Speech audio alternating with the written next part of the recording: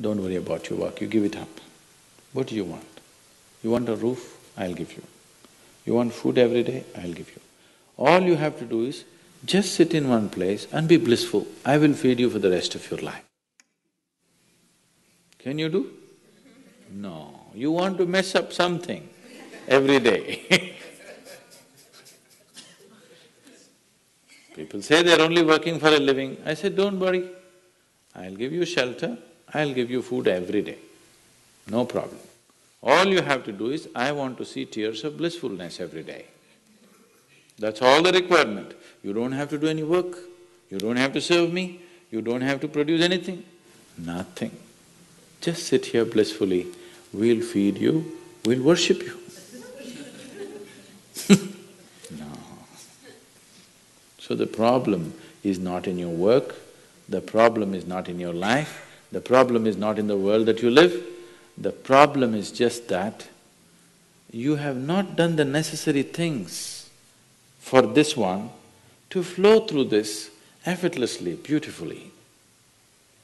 The necessary work has not been done and we're just hoping it'll happen by accident. It doesn't happen by accident. Lot of people in the world think United States of America is heaven. But people who live here don't think so at all. Isn't it so? Isn't it? Lot of people in the world are dying to get an entry into the country. If you open up the southern borders, 10 million people will enter tomorrow morning because they think this is heaven. But you are not experiencing it that way, isn't it? You are not experiencing this as heaven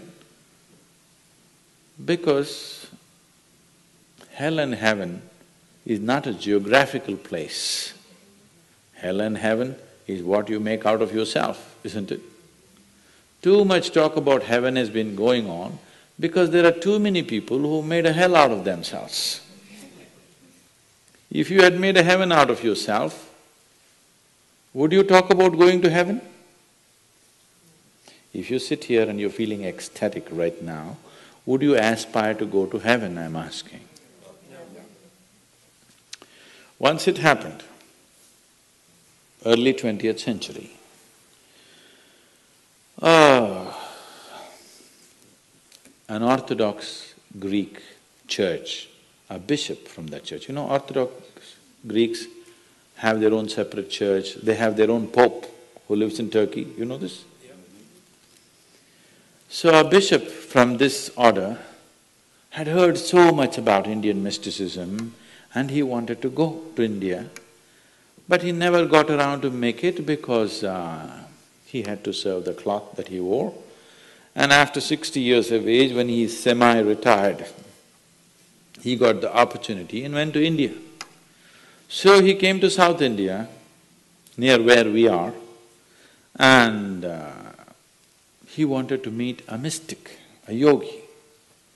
So somebody said, go up this mountain, near a cave, there is a yogi sitting, you can go. So our man went, plodded up the mountain, halfway up and went.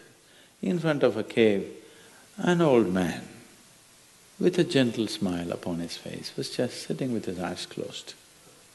So the bishop went and prostrated. He cannot do it, he is not made for that. But they had told him, if you go to India, you have to crawl. He prostrated like this and with all his four limbs he got up. The yogi looked at him with amusement. Obviously, he has never prostrated anywhere before. And he smiled. Then the bishop said, I am like this, I am a bishop.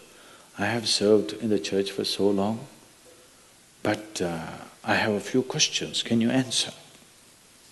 The yogi smiled and said, yes, please, whatever the question. Then the bishop asked, what is life? At the age of 60. What is life? So the yogi closed his eyes, became very blissful and said, life is like the fragrance of a jasmine on the spring breeze. And tears of blissfulness flowed out of his eyes as he was saying this. Then the bishop said, no, no, no. Our Pope has told us life is like a thorn and we must renounce it. And even symbolically, Jesus himself wore a crown of thorns. So, how come you say this? Our Pope says otherwise. The yogi looked at him, smiled and said, well, that's his life.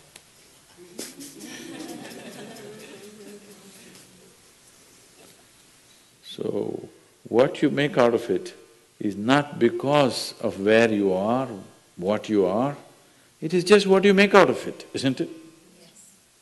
So, have you created the necessary mechanism? Have you created the necessary system? Have you created the necessary ingredients within you to make this like the fragrance of jasmine on a spring breeze and not a thorn? If it's a thorn, we must pluck the damn thing out, isn't it? Isn't it so?